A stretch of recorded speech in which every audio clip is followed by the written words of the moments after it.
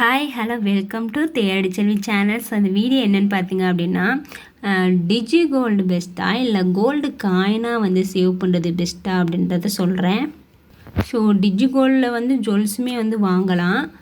அதே மாதிரி gold coin வந்து நம்ம சேவ் பண்ணி வச்சுமே வந்து ஜுவல்ஸாக வந்து வாங்கலாம்.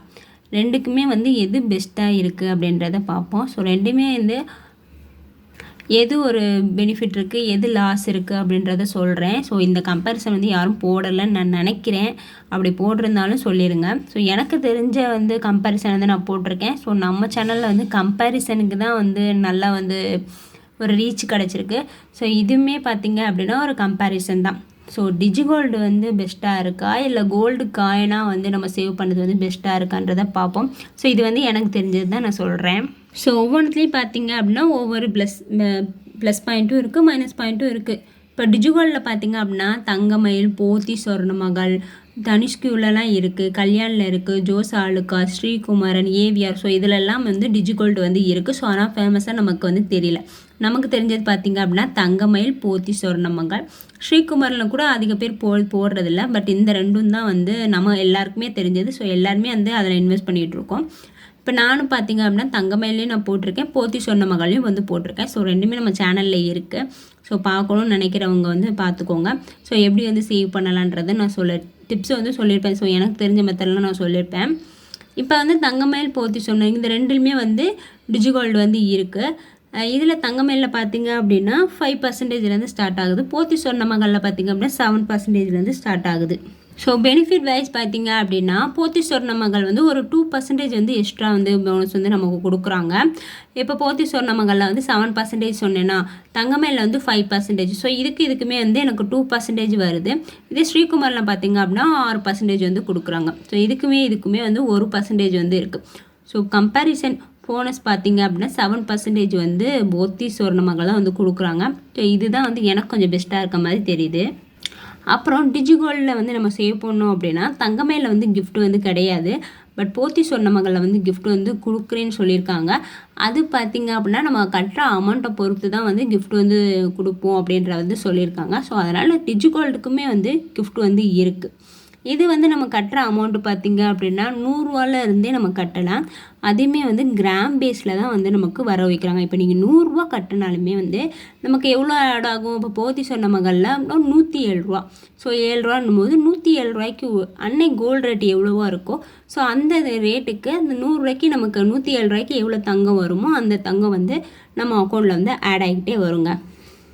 டெய்லி 100 ரூபா கட்டணுமா அப்படின்றத கேட்குறீங்க. டெய்லி 100 ரூபா கட்டணும் அப்படின்றது அவசியம் இல்லை. ஒரு நாள் கட்டலாம், ஒரு நாள் கட்டாமல் விட்டலாம். இப்போ நீங்கள் டிஜி கோல்டில் வந்து நீங்கள் கட்டுறீங்க அப்படின்னா நான் எப்படி கட்ட ஸ்டார்ட் பண்ணியிருக்கேன், எப்படி வந்து நான் இந்த டிப்ஸை ஃபாலோ பண்ணுறதுன்னு சொல்லிக்கிறேன். இப்போ வந்து 9:30க்கு வந்து நம்ம சேனலில் வந்து நான் போட்டுருவேன் போஸ்ட்டு. ஸோ கோல்டு ரேட் என்னவா இருக்குது அப்படின்னு. சப்போஸ் இன்றைக்கி கோல்டு ரேட் வந்து கம்மியாக இருக்குது. அப்போ நீங்கள் இன்றைக்கே வந்து நீங்கள் சேவ் பண்ணணும்னு நினச்சிருவீங்க. பட் மறுநாள் இதோட கம்மியாக இருந்துச்சு அப்படின்னா நீங்கள் என்ன பண்ணலாம் அப்படின்னா மறுநாள் பார்த்தீங்க அப்படின்னா 9:30க்கு நம்ம அப்லோட் பண்ணுறோமோ போஸ்ட்டு. ஸோ நீங்கள் அதை பார்த்துக்கிட்டீங்க அப்படின்னா பார்த்துட்டு ஸோ கோல்டு ரேட் வந்து கூடிருச்சு அப்போ நம்ம இன்றைக்கே கட்டிடுவோம் அப்படின்னு சொல்லிட்டு நீங்கள் அந்த 9:30லேருந்து 10:30க்குள்ளேயே வந்து நீங்கள் கட்டிட்டீங்க அப்படின்னா ஆப்பில் வந்து இன்னும் அப்டேட் ஆகிருக்காது. ஸோ நீங்கள் அதுக்குள்ளே வந்து நீங்கள் கோல்டு ரேட்டு குறைஞ்சிருக்குல்ல அப்போ அந்த ரேட்டுக்கே வந்து நீங்கள் கட்டிடலாம். நீங்கள் கட்டாமல் விட்டுட்டீங்க அப்படின்னா நீங்கள் மறுநாள் உள்ள கோல்டு ரேட்டு தான் வந்து நீங்கள் கட்டுற மாதிரி இருக்கும். அதனால் நீங்கள் இந்த போஸ்ட் வந்து நீங்கள் முன்னாடியே பார்த்துக்கோங்க. ஸோ அதை பார்த்துக்கணும் அப்படின்னா நம்ம சேனல் வந்து இங்கே சப்ஸ்கிரைப் பண்ணி வச்சுக்கோங்க. ஸோ எது கம்மியாக இருக்கோ நீங்கள் அதை பார்த்துட்டு நீங்கள் கோல்டு ரேட்டுக்கு அன்னைக்கு எவ்வளோ உங்களால் அமௌண்ட் கட்ட முடியுதோ அதை வந்து நீங்கள் டிஜி கோல்டில் வந்து கட்டிக்கோங்க. டிஜி கோல்டு மட்டும் கிடையாது, நீங்கள் சேவிங்ஸ் ஸ்கீம் வந்து ஸ்டார்ட் பண்ணிக்கிங்க அப்படின்னா என்னைக்கு கோல்டு ரேட் வந்து கம்மியாக இருக்கும் அன்றைக்கே வந்து நீங்கள் 2000 ரூபா மந்த்லி சீட் போட்டிருக்கீங்க அப்படின்னா அந்த பேமெண்ட் வந்து நீங்கள் கட்டிக்கோங்க. ஸோ நம்ம சப்ஸ்கிரைபருக்கு நான் வந்து அதை தான் வந்து சொல்லுவேன். அது வந்து போஸ்ட்டுமே வந்து நம்ம போட்டிருக்கோம். அதனால் நீங்கள் ரேட்டை பார்த்துட்டு வந்து நீங்கள் இது பண்ணிக்கோங்க. ஸோ இன்றைக்கி கோல்டு ரேட் வந்து குறைஞ்சிருச்சு வரலாம் உடனே வந்து கட்டணும் அப்படின்னு நினைக்காதீங்க. மறுநாள் வந்து கோல்டு ரேட்டு இதோட கம்மியாக இருக்குது அப்படின்னா 9:30க்கு போஸ்ட்டை பார்த்துட்டு ஓகே கூடிருச்சு அப்படின்னோட நீங்கள் அந்த பழைய ரேட் இருக்கும்னா அது அப்டேட் ஆகிறதுக்கு முன்னாடியே வந்து எப்படியும் 10:30க்கு மேலே தான் அப்டேட் ஆகும். அதுக்கு முன்னாடியே வந்து நீங்கள் எவ்வளோ அமௌண்ட் பே பண்ணணுமோ பே பண்ணிடுங்க. இதில் வந்து நம்ம காயினும் வாங்கலாம், ஜுவல்ஸும் வாங்கலாம். டிஜிகோல்டு பொறுத்த வரைக்கும் நமக்கு பார்த்திங்க அப்படின்னா காயின் தான் வந்து பெஸ்ட்டு. ஏன்னா இதில் வேஸ்டேஜ், மேக்கிங் சார்ஜ், ஜிஎஸ்டி எல்லாம் பே பண்ணனால நம்ம வந்து காயின் வந்து பெஸ்ட்டு. ஜுவல்ஸ் எடுக்கணும் அப்படின்னா எப்படியும் ஒரு 7%, 8% எடுப்போம். ஸோ அதுக்கெல்லாம் வேஸ்டேஜ் வந்து நம்ம பே பண்ணுற மாதிரி இருக்கும். இந்த காயினில் அந்த வேஸ்டேஜ், மேக்கிங் சார்ஜுமே நம்ம ஈஸியாக வந்து பே பண்ணலாம். எப்படி அப்படின்னா ஃபஸ்ட்டு ஒரு 75 டேஸ் இருக்குல்ல, ஸோ அதில் உங்களால் எவ்வளோ அமௌண்ட் வந்து கட்ட முடியுமோ அவ்வளோ அமௌண்ட்டை நீங்கள் கட்டிடுங்க. ஸோ அவங்க கொடுக்குற போனஸே பார்த்திங்க அப்படின்னா நம்ம வேஸ்டேஜ், மேக்கிங் சார்ஜ், ஜிஎஸ்டி எல்லாம் கட்டுறதுக்கே வந்து யூஸ் பண்ணிக்கலாம். அதனால் நீங்கள் வந்து ஃபஸ்ட்டு 75 டேஸில் வந்து இந்த போனஸ் வந்து ஒரு 7% வந்து கிடைக்குதா, அந்த 7% வந்து நீங்கள் இந்த வேஸ்டேஜ், மேக்கிங் சார்ஜ் கட்டுறதுக்கு யூஸ் பண்ணிக்கலாம்.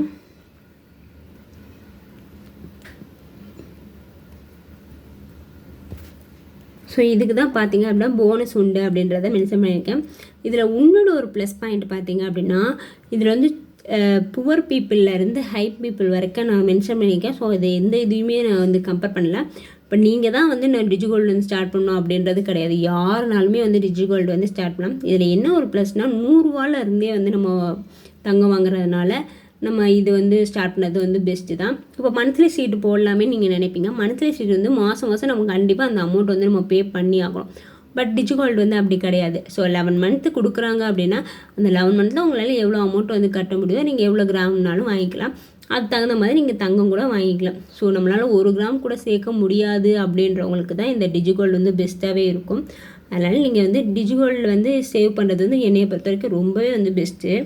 ஸோ நீங்கள் மிடில் கிளாஸில் இருக்கீங்க, நம்மளால் பே பண்ண முடியாது, புவர் பீப்புளாக இருக்கீங்க அப்படின்லாம் கிடையாது. யாருனாலுமே வந்து டிஜிகோல்டு வந்து சேவ் பண்ணலாம். ஸோ டிஜிகோல்டு பொறுத்த வரைக்கும் பார்த்தீங்க அப்படின்னா காயினாக வந்து வாங்குறது தான் பெஸ்ட்டு அப்படின்றத மென்ஷன் பண்ணியிருக்கேன்.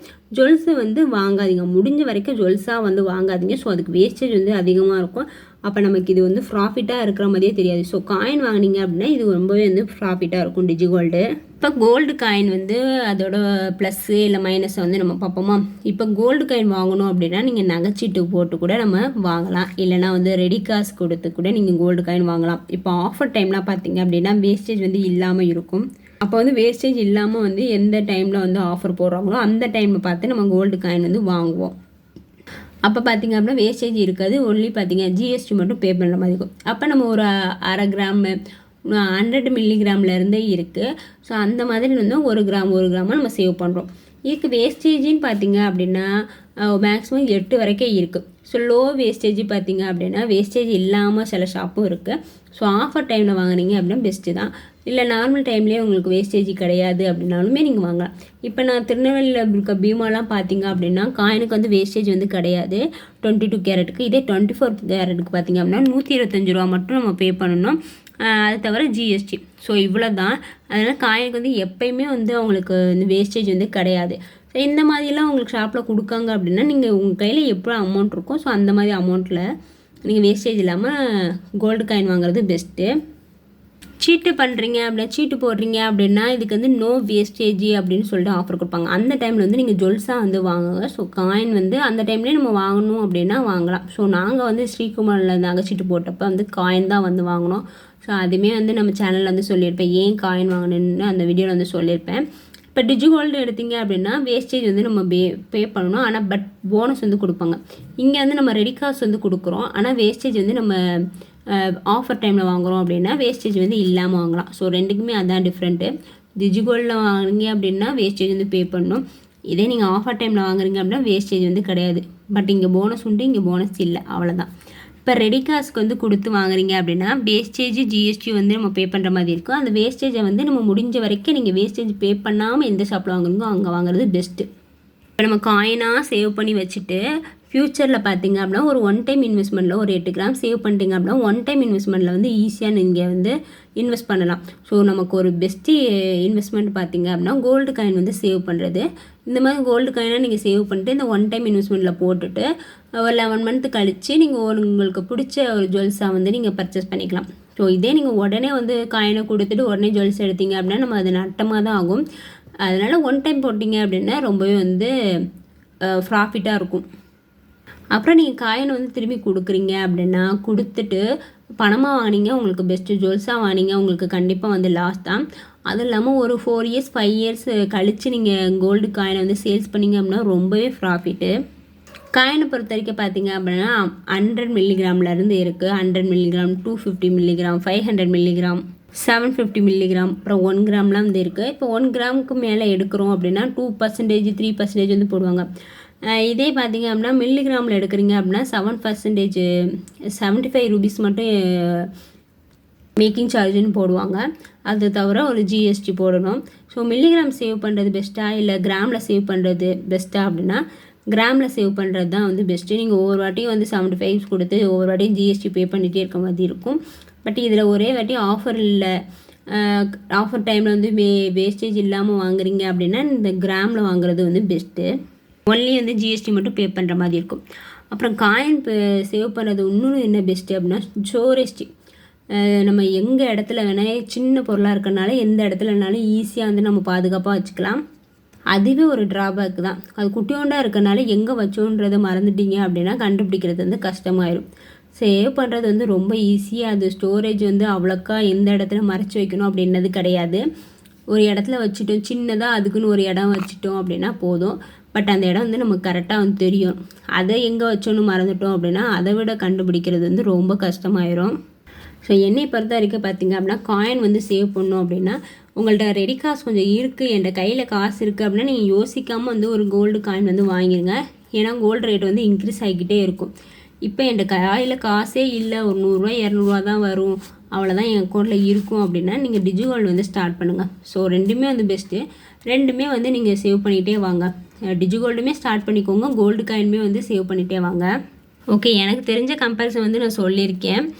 நீங்கள் வந்து டிஜிகோல்டு வந்து ஸ்டார்ட் பண்ணியிருக்கீங்களா இல்லையா, எங்கே ஸ்டார்ட் பண்ணியிருக்கீங்க அப்படின்னு சொல்லிட்டு கண்டிப்பாக வந்து கமெண்ட் பண்ணுங்கள். ஓகே, இந்த வீடியோ வந்து உங்களுக்கு பிடிச்சிருக்கு அப்படின்னா தேடி செல்வி சேனலை வந்து சப்ஸ்கிரைப் பண்ணிக்கோங்க. தேங்க்ஸ் ஃபார் வாட்சிங். பாய்.